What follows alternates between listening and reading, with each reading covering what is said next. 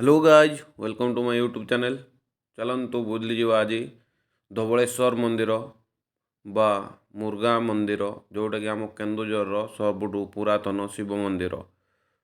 यह केन्दुझर प्राय 60 किलोमीटर एवं बड़बिलु 20 ରୁ 25 किलोमीटर दूर में अवस्थित। आपण मैंने एठाकू आसवाक जदि चाहते मुर्गा महादेव स्टेशन रु प्राय 3-4 किलोमीटर एवं जोड़ारू 15-17 किलोमीटर बाय रोड आप आसीपारे। गेट रू प्राय 20-25 मीटर दूरतार ही माइनिंग चली।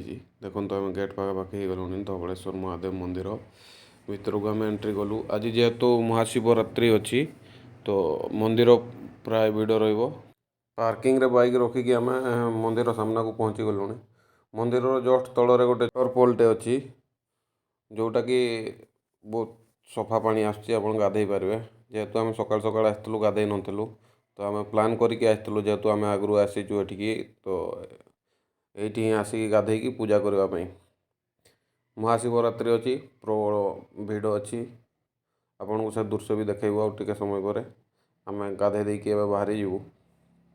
से पर्यंत आपण लाइक करंतु कमेंट करंतु आउ मेन मंजो कथाटा होची सब्सक्राइब करंतु। सब्सक्राइब करने को जमारू भूलंतु नहीं। सकाळु सकाळु वाटरफॉल रे गाधेबार मजा टिके अलगा। एठी आपण जेंट्स एवं लेडीज मानकर अलग अलग चेंजिंग रूम अच्छी। श्रावण मासरे कावड़िया माने 100 किलोमीटर दूर एठाकू आसंती। पवित्र बैतरणी नदी पानी नहीं आसिकी धवलेश्वर महादेव मंदिर रे पानी ढाल दियंती।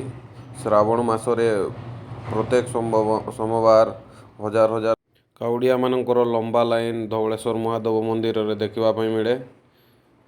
आपण प्रत्येक सोमवार दिन श्रावण मासरे आसिकी जदि मंदिर रे देखिए तो कम से कम आपन 5-6 घंटा मंदिर दर्शन करने लाइन रे लगे पड़ो। ऊपर को जावा पुणी पहाड़ ऊपर को जाकि पुणी रिटर्न से ऊपर रास्तार आसिले जाकि आम मंदिर पाखक पहुँची पारिबा। धवलेश्वर बाबा धवलेश्वर मंदिर रे दर्शन कले गोटे अलग प्रकार पॉजिटिव एनर्जी देहरे शिहरण हुए बढ़िया लगे। आपण जदि दर्शन करते निश्चय जानी। जदि आपण मैंने केन्दुझर कि रेमुड़ीपटू आसुचंती तो बिलेईपदा छकरू टिके रास्ता खराब अच्छी 7 किलोमीटर मुर्गा महादेव पर्यंत ना आप बाय रोड भी आराम से आसीपारे। सामना रे जड़े नना बसचंती पाखक जावा चिता लगेगी मंदिर भितर को जावा। मंदिर भितर दृश्य आपण मानक देखी। जेहेतु मुर्गा महादेव गोटे अलौकिक शिव शक्तिपीठ तेणुक आम केन्दुझर जिलार सबुठ पुरातन शिव मंदिर तेणुक एठारे सबुठ अधिक लोक दर्शन पाई आसंती। खास करी श्रावण मासरे एवं आमर महाशिवरात्रि रे हजार हजार श्रद्धालु आसिकी महादेव को दर्शन करि चिता लगेगी आम आग को बढ़िया। हर हर महादेव। पौराणिक तथ्य अनुसार मुर्गा महादेव बा धवलेश्वर महादेव को जहाँ मनस्कामना करले पूर्ण हुए बोली मुर्गा महादेव मंदिर ठाकुराणी पहाड़र पाददेश चमत्कार भाव में ठिया यह केन्दुझर एक सुंदर पर्यटन स्थल। सबुज जंगल सहित ठाकुराणी पहाड़र चिराचरित प्राकृतिक प्रेमी मानू सुंदर जलप्रपात उपहार देइछि जहाँ मंदिर परिसर रे प्रवाहित होई भक्त मानू पवित्र स्नान करिथाए। चलंतु मंदिर भीतर को जीवा।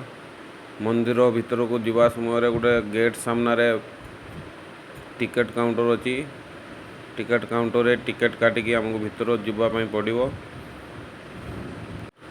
मकर संक्रांति रे भी हजार हजार भक्तंकर समागम देखा मिलता है।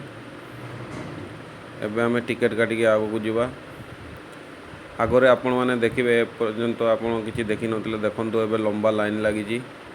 लंबा लाइन प्राय 300 ରୁ 400 लोक लंबा लाइन रे अछंती। आमको प्राय 2-3 घंटा एबे लाइन रे रहिबा पड़ो तापर जाइए आमको दर्शन करने मिल। चलतु साइड रे गोटे रास्ता अच्छी आपण को मु भीतर को लेकिन देखा मंदिर दृश्य। चलतु आम डायरेक्ट भीतर को जीवा। भीतर को प्राय एठू आमको 200 मीटर तलू जावाई पड़ो। तले जो वाटरफॉलटा आम जाइकी गाधौलु से पाखे मंदिर अच्छी। मंदिर लेफ्ट साइड रे देखंतु वाटरफॉल अच्छी आपको देखा जाउथबो। मंदिर आम पहुँची मंदिर भीतर को कैमरा नबा मना अच्छी तेणुक आम रिटर्न जाऊँ। मंदिर देखते ये भीतर दृश्य भितर लोक मैंने दीप जलाउं भक्त मैंने। मु बर्तमान रिटर्न जाऊँगी। रिटर्न जाइए पुणी मु लाइन रे आसबि भगवान को दर्शन करी धवलेश्वर महादेव को एवं आशीर्वाद भिक्षा करी पुणी रिटर्न मु जीवी गाँ को। से पर्यंत आपण को मु पुणी थोड़े रिक्वेस्ट करुँची आपण मैंने वीडियो देखुं सब्सक्राइब करना सब्सक्राइब करंतु एवं आउ नुआ नुआ एमती वीडियो देखापी आपण मैंने कमेंट बॉक्स रे जणांतु को वीडियो देखापी चाहते।